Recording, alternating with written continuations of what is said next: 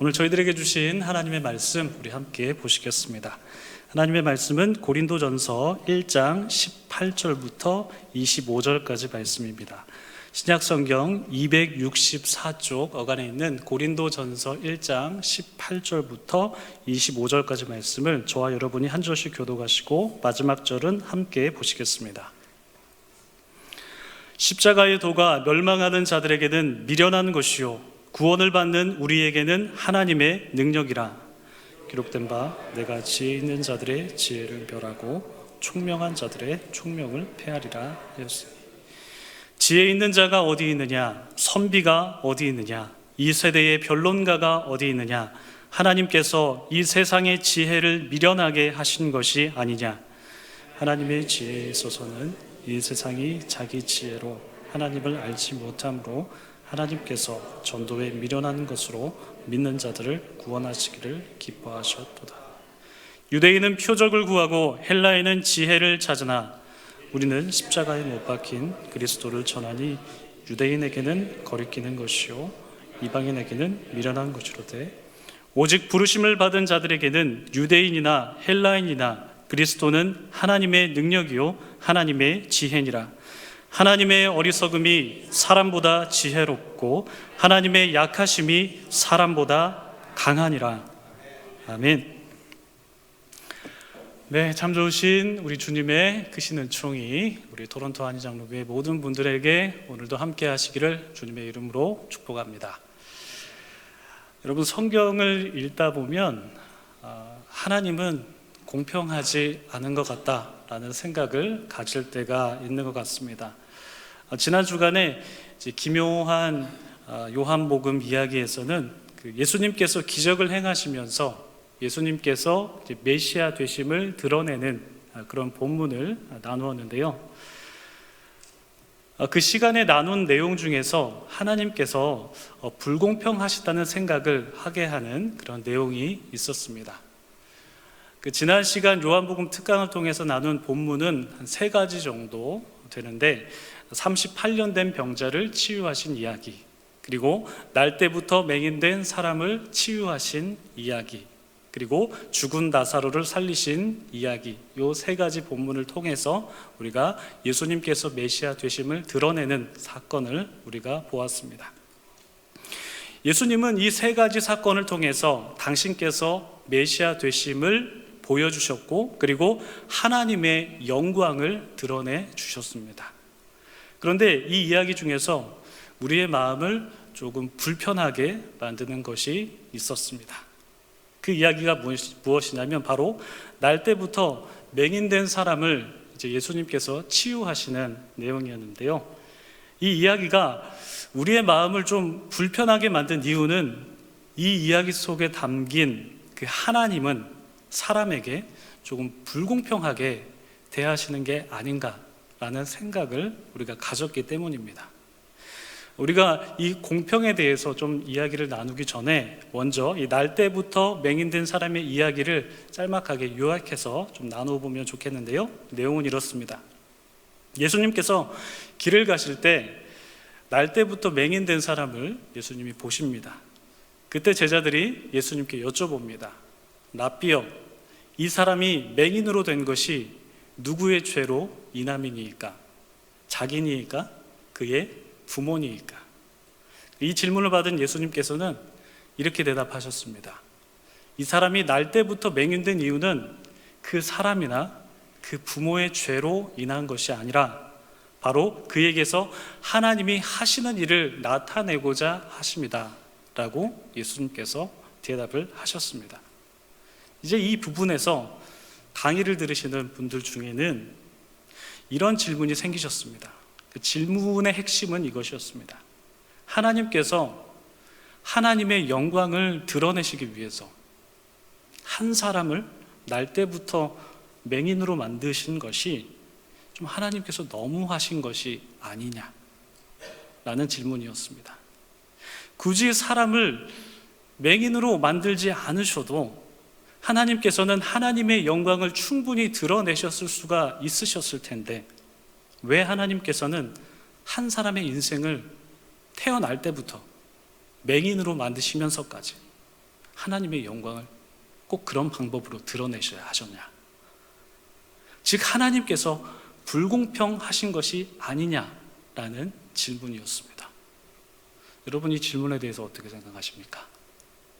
저는 이 질문에 대해서 공감이 되었습니다. 여러분들도 혹시 하나님께서 불공평하신 것은 아닌가 라는 생각 해보셨습니까? 우리가 성경을 읽다 보면은 하나님께서 불공평한 분으로 생각되는 이야기를 접하게 됩니다. 왜 하나님께서 야곱은 사랑하시고 에서를 미워하셨는지, 야곱은 형과 아버지를 속이면서 자기 실리를 차지한 사람이고, 또한 삼촌을 속이면서까지 자기 재산을 불린 비도덕적인 사람인데 왜 하나님께서는 야곱을 사랑하시고 에서는 미워하시는지 의구심이 든다는 것이죠. 반면에 에서는 비록 장자권을 팥죽 한 그릇에 팔아넘긴 그런 경솔한 사람이긴 했지만 그래도 야곱처럼 누군가를 속이거나 그리고 도둑질하진 않았는데 왜 하나님께서는 이렇게 비도덕적인 야곱을 사랑하시고 에서를 미워하셨는지 생각하면서 하나님께서 불공평한 거 아닌가라는 생각을 갖게 됩니다. 그리고 왜 하나님께서는 욥처럼 온전하고 정직하고 하나님을 경외하는 사람에게 재난을 허락하시는지, 질병을 허락하시는지, 물론 그 사이에는 사탄이 끼어 있긴 합니다만 우리는 이 이야기를 볼 때 의구심을 가지면서 하나님 불공평하신 거 아닌가라는 생각을 갖게 되기도 합니다. 이뿐만 아니라 우리는 성경에서 하나님의 공평에 대해서 의심하게 되는 이야기를 간혹 접하게 됩니다. 비단 성경뿐만 아니라 우리는 우리가 살아가면서 하나님께서 불공평하시다라는 생각을 하기도 하는데요. 예를 들어서 우리는 우리의 출생에서부터 하나님이 불공평하시다라는 생각을 하곤 합니다. 여러분, 만약에 우리가 태어나는 것이 우리의 선택 사항이었다면 우리는 우리의 출생이 공평하고 불공평하다라는 그러한 가치 판단을 안 할 겁니다. 왜냐하면 우리의 출생이 우리의 선택에 의한 우리의 책임이 있다고 생각하게 될 것이니까요. 그러나 우리의 출생은 우리의 선택도 아니고 우리 부모님이 나를 선택해서 낳은 것도 아니고 우리의 출생은 바로 하나님의 섭리라고 고백을 하기 때문에 우리가 이 세상에서 태어났을 때 불공평한 조건에 의해서 내 인생이 시작된다라고 생각하면 하나님은 불공평한 분이라고 생각하게 된다는 것입니다. 예를 들면 어떤 사람이 선진국에 태어나는 것과 그리고 후진국에서 태어나는 것이 하나님의 선택에 의한 것이라면 우리는 하나님이 불공평한 분이라고 생각할 수 있습니다. 어떤 사람이 수도권에 태어난 것과 지방에서 태어난 것이 하나님의 선택에 의한 것이라면 우리는 불공평하다라고 생각합니다. 그뿐입니까? 하나님께서 어떤 사람은 경제력 있는 부모 밑에서 태어나게 하셨고 어떤 사람은 가난한 집안에서 태어나게 하셨습니다. 우리가 사는 세상은 어떤 조건으로 출생하는지에 따라서 이미 인생의 출발점이 차이가 나기 때문에 우리는 우리의 출생이 내 선택이 아니라 하나님의 섭리라고 믿는다면 경우에 따라서 우리는 하나님이 불공평하시다라고 생각하게 됩니다. 국가적인 관점에서 조금 더 넓게 바라본다면 우리는 우리나라가 처한 이런 역사적 상황 속에서도 불공평한 하나님을 생각하게 됩니다. 저 나라는 지배를 받는 나라인데, 지배하는 나라인데 왜 우리나라는 침략을 받아야 하는 나라인가? 라고 이렇게 생각하기 때문입니다. 이렇게 공평이라는 주제는 우리의 삶의 영역에서뿐만 아니라 신앙의 영역까지 많은 질문거리들을 갖게 합니다. 왜 하나님께서 사람을 불공평하게 이 세상에 보내셨을까? 왜 하나님께서는 저 사람과 나 사이에 여러 가지 차이를 두셨을까? 왜 어떤 사람은 부자로 태어나게 하셨고 왜 어떤 사람은 가난한 사람으로 태어나게 하셨을까? 왜 어떤 사람은 장애인으로 태어나게 하셨고 왜 어떤 사람은 비장애인으로 태어나게 하셨을까? 그리고 내가 이렇게 하나님을 섬기면서 잘 섬기고 있는데 왜 하나님께서는 그에 상응하는 보답을 나에게 해주시지 않는 것일까? 왜 하나님은 우리나라에 암울한 역사를 허락하셨는가? 하나님 불공평하시네 라고 생각하게 됩니다. 여러분, 우리가 이렇게 간혹 공평이라는 이런 관점에서 하나님을 생각하게 되는데요, 그런데 우리가 하나님을 이 공평의 관점으로 바라보기 전에 우리가 하나님을 바라보는 그 공평이라는 그 공평 자체에 대해서 우리가 생각해보는 시간을 가지면 좋을 것 같습니다.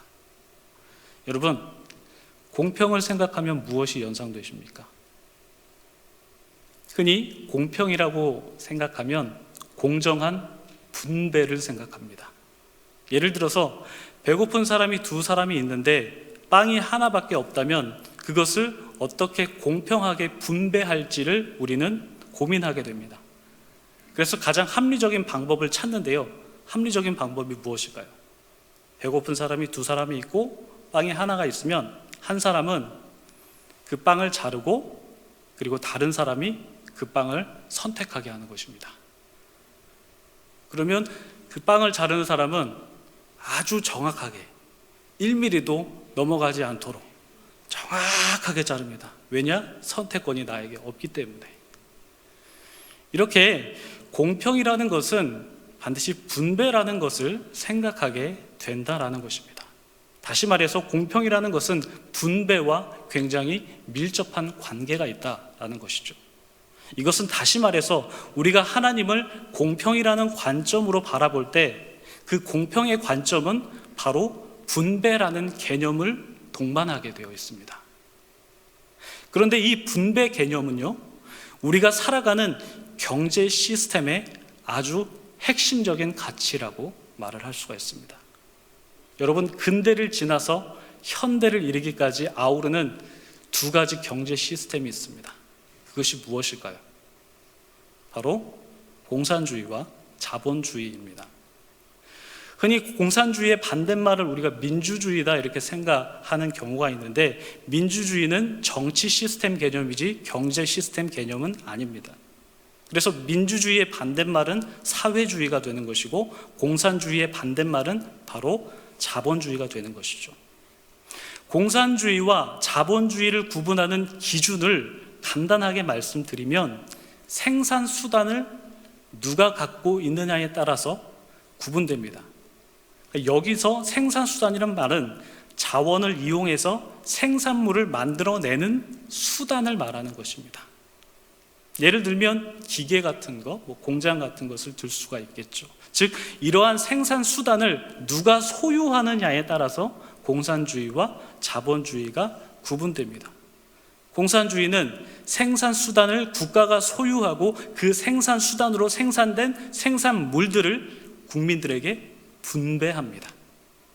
그리고 자본주의는 생산수단을 국가가 가지지 않고 개인이 소유할 수 있습니다. 그래서 생산수단을 소유한 개인은 자신의 능력에 따라서 생산물을 만들어낼 수가 있습니다. 여기에서 이제 차별이 생길 수가 있는데요. 왜냐하면 개인의 능력에 따라서 생산물의 정도의 차이가 달라지기 때문입니다. 개인의 능력이 좋은 사람들은 많은 생산물들을 창출하게 되고 그렇지 못한 사람들은 적은 생산물을 만들어냅니다. 그래서 이 두 차이 간의 평등을 만들기 위해서 국가가 제도를 만들고 그 제도를 통해서 세금을 벌어들입니다. 그리고 그 세금으로 생산력이 떨어지는 국민들의 복지를 증진시켜 줍니다. 그래서 이 국민들 간의 평등을 만들어내려고 추구한다라는 것이죠. 이렇게 공산주의와 자본주의의 경제 시스템은 생산수단을 누가 소유하느냐에 따라서 달라지고 생산수단으로부터 생산된 그 생산물들을 국민들에게 어떻게 분배하느냐에 따라 달라지는데, 이 두 경제 시스템에 흐르는 공통적인 가치가 무엇이냐면 바로 평등하고 분배입니다. 따라서 자본주의를 살아가는 현대인들이 자본주의 구조 안에서 평등과 분배라는 이 가치가 의식적으로 혹은 무의식적으로 기본적으로 탑재가 되어 있습니다. 그리고 그 가치를 우리 삶의 렌즈로 삼아서 세상을 바라보고 나의 삶을 바라보기도 합니다. 그래서 그 렌즈로 바라본 세상이 과연 평등한지, 또한 나는 공평한 분배를 받고 있는지 평가하고 판단합니다.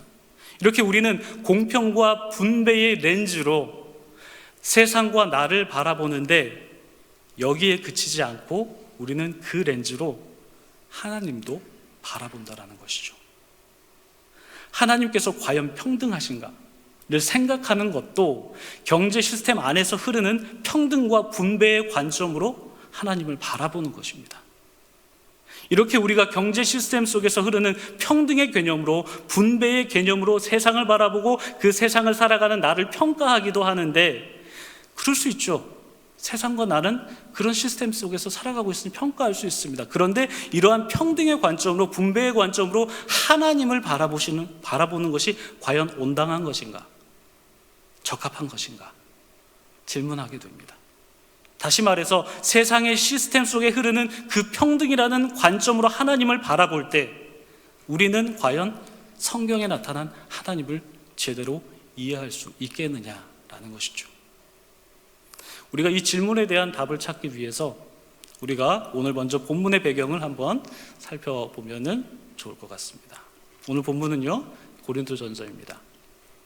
이 고린도전서는 고린도 교회를 향한 사도 바울의 메시지죠.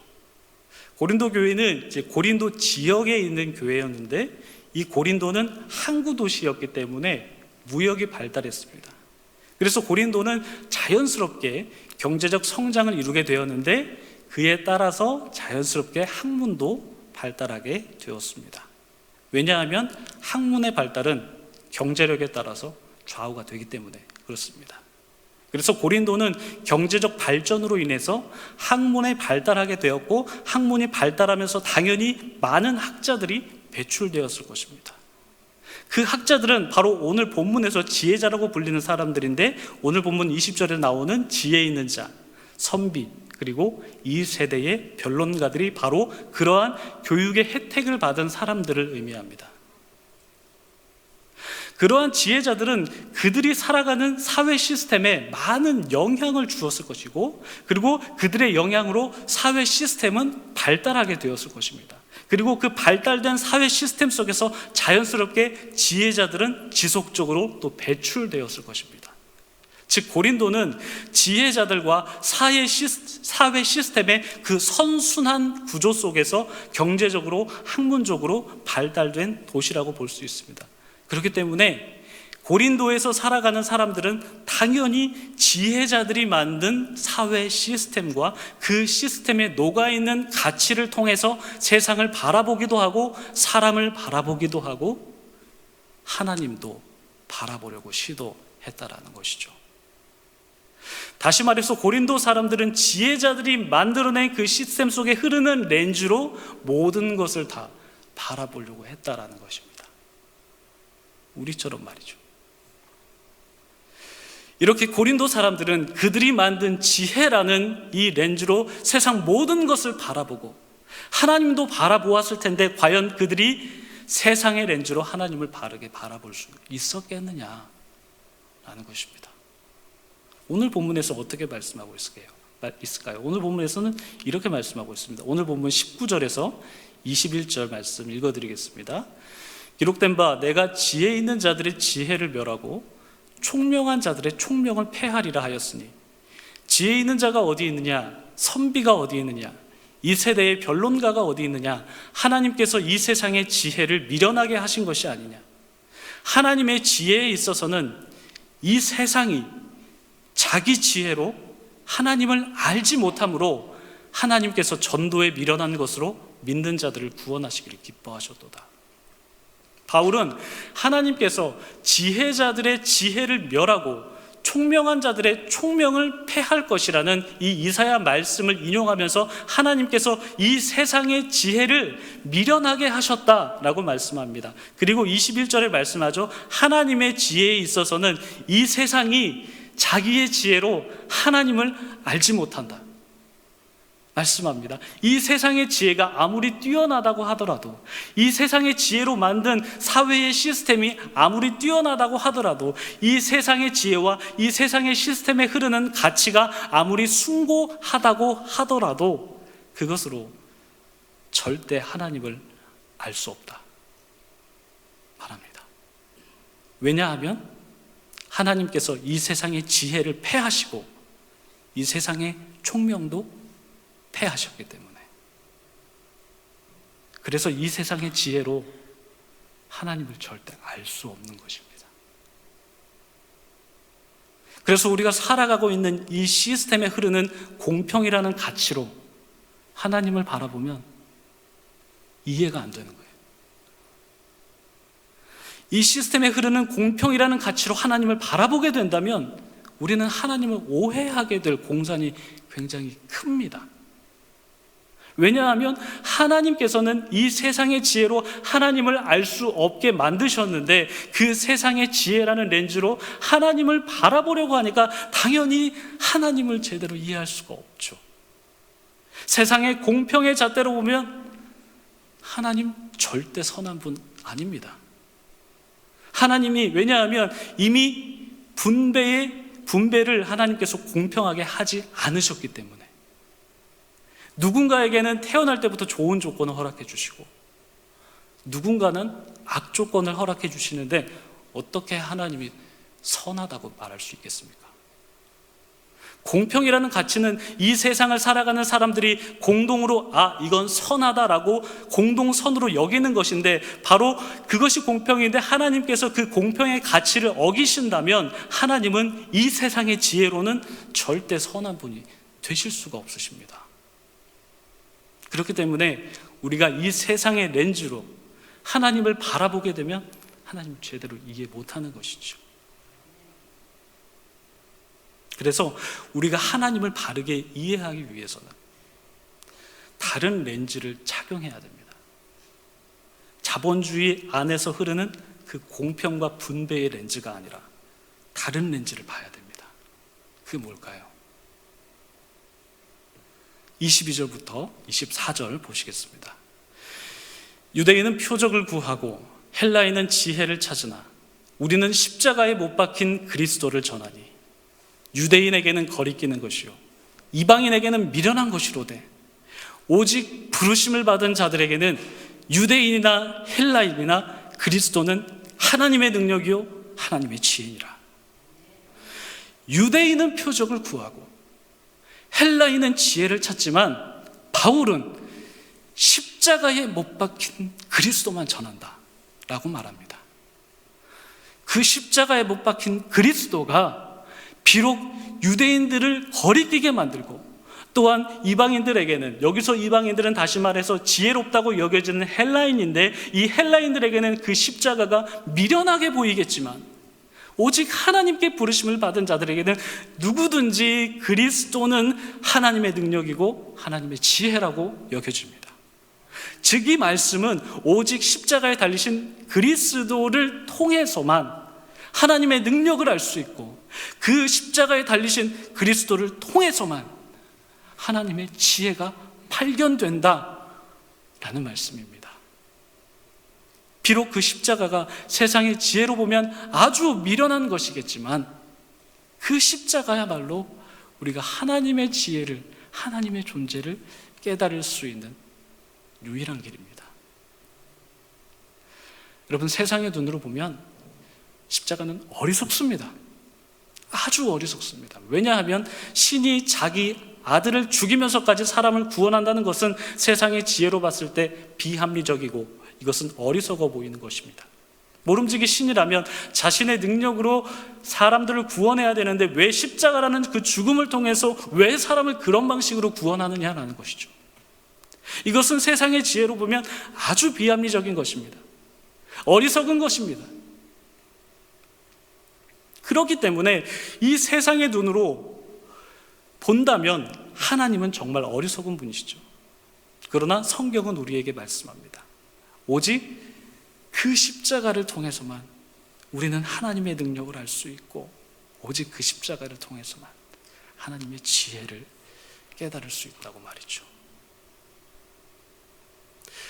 여러분, 우리가 세상의 지혜로 하나님을 바라보려고 하면 우리는 하나님을 이해할 수 없습니다. 우리가 자본주의에 흐르는 그 공평의 렌즈로 하나님 계속 바라보려고 하면 우리는 하나님은 사람들에게 공평한 조건을 분배하지 않으시는 불공평한 분으로만 이해하게 됩니다.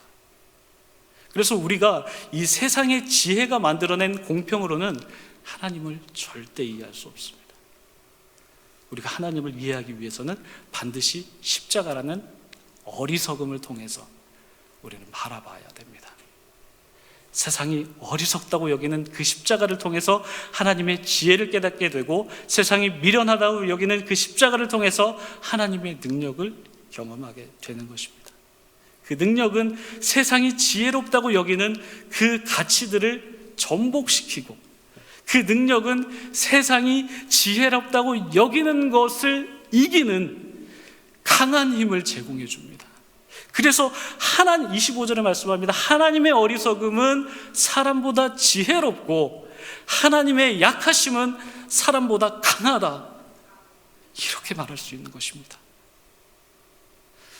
이렇게 십자가를 통해서, 하나님의 약하심을 통해서 세상이 지혜롭다고 여기는 그 공평이라는 개념을 완전히 뒤집어 놓으면서 우리가 바로 그렇게 살아가야 되는데, 바로 그러한 삶을 사신 분이 계십니다. 바로 송명희 시인이라는 분이십니다. 이 송명희 시인은 태어나기 전 어떤 의사가 실수를 해서 소뇌를 다치게 되면서 이제 뇌성마비 환자로 태어나게 됩니다. 세상의 지혜로 본다면 송명희 시인은 하나님께 공평한 분배를 받지 못한 사람입니다. 그렇지만 그녀는 나라는 찬양에서 하나님을 공평하신 분이라고 노래하죠. 가사를 읽어드리면, 나 가진 재물 없으나, 나 가진 지식 없으나, 나 남에게 있는 건강 있지 않으나, 나 남이 없는 것 있으니, 나 남이 못 본 것을 보았고, 나 남이 듣지 못한 음성 들었고, 나 남이 받지 못한 사랑 받았고, 나 남이 모르는 것 깨달았네. 공평하신 하나님이 나 남이 가진 건 나 없지만 공평하신 하나님이 나 남이 없는 것 같게 하셨네. 세상의 지혜로 본다면 송명희 시인은 하나님께 재물도 분배받지 못했고, 지식도 분배받지 못했고, 건강도 분배받지 못한 불공평한 분배를 받은 사람이지만, 그가 본 환상, 그가 받은 하나님의 사랑, 그가 받은 깨달음은 하나님 공평하다고 그렇게 고백하게 합니다. 이것은 그녀가 세상이 공평의 잣대로 여기는 것들, 무엇입니까? 재물, 지식, 건강을 완전히 새로운 각도로 바라보는 것입니다.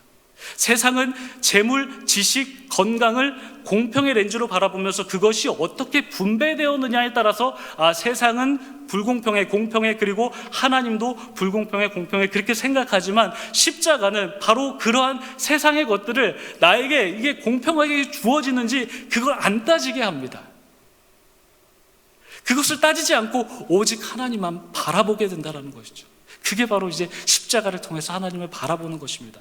바로 그 십자가의 렌즈로 하나님을 바라보니까 이 세상의 것들이 나에게 공평하게 분배됐는지 안 됐는지 그걸 따지지 않고 오직 하나님의 은혜만 찬양하게 된다는 것이죠. 송명희 시인은 간증을 통해서 그녀가 받은 은혜가 바로 예수 그리스도였다라고 고백을 했는데, 그녀가 은혜라고 고백한 바로 그 예수 그리스도는 바로 세상이 어리석다고 여기는 그 십자가를 지신 분이셨습니다. 결국 그 어리석은 십자가를 지신 예수 그리스도의 은혜가 세상이 지혜롭다고 여기는 것들을 미련하게 만드시는 것을 우리는 송명희 시인의 고백을 통해서 깨달을 수 있게 되는 것이죠. 여러분, 세상의 지혜로 하나님을 바라볼 때 하나님은 불공평하게 보일 수 있습니다. 왜 하나님께서 나를 이 땅에 태어나게 하셨지? 왜 하나님께서 나를 부잣집이 아니라 나를 가난한 집에 태어나게 하셨지? 왜 하나님께서 나에게 건강한 몸이 아니라 장애를 갖게 하셨지? 왜 우리나라는 억울한 역사를 갖게 하셨지? 우리가 이러한 질문들에 휩싸이면서 세상이 지혜롭다고 여기는 그 공평의 렌즈로 하나님을 바라본다면 하나님은 나에게 혹은 우리나라에게 공정한 분배를 하지 않는 분으로만 생각하게 됩니다. 그래서 나에게 불공평하게 분배해 주신 하나님에 대해서 원망을 하게 되고 하나님을 떠나게 되기도 하죠. 그러나 세상이 어리석다고 여기는 그 십자가를 통해서 하나님을 바라본다면 우리는 세상이 지혜롭다고 여기는 것을 어리석게 볼 수 있는 관점의 전환이 생깁니다. 세상이 공평의 잣대를 들이대면서 나에게 공평한 재산이 분배됐는지, 나에게 공평한 건강이 분배됐는지, 나에게 공평한 명예가 분배되었는지 따지게 됩니다만, 십자가는 그러한 것들을 공평하게 분배되었는지 생각하지 않게 하고 오직 하나님의 은혜만 고백하게 됩니다. 그러므로 우리가 세상의 지혜가 만들어낸 공평의 시각으로 하나님을 바라보는 것이 아니라 세상이 미련하게 보는 십자가를 통해서 하나님을 바라볼 때 우리는 송명희 시인처럼 공평하신 하나님을 고백하게 될 것이고, 내 주 예수 그리스도를 아는 지식이 참 고상합니다 라고 여기면서 십자가를 전파한 바울의 마음을 우리는 비로소 이해하게 될 것입니다. 그렇게 세상의 지혜가 만들어낸 공평의 렌즈로 하나님을 바라보는 게 아니라 십자가의 어리석음이라는 그 어리석음의 렌즈를 장착하면서 하나님을 바라보시는 사순절이 되시기를 바랍니다. 그렇게 사순절을 은혜롭게 보내시고 우리 조국을 위해서도 기도하시고 우리 모든 분들이 다 그 십자가의 렌즈를 통해서 하나님의 은혜를 찬양하고 나아가시는 복된 분들이 다 되시기를 주님의 이름으로 축복합니다. 기도하겠습니다.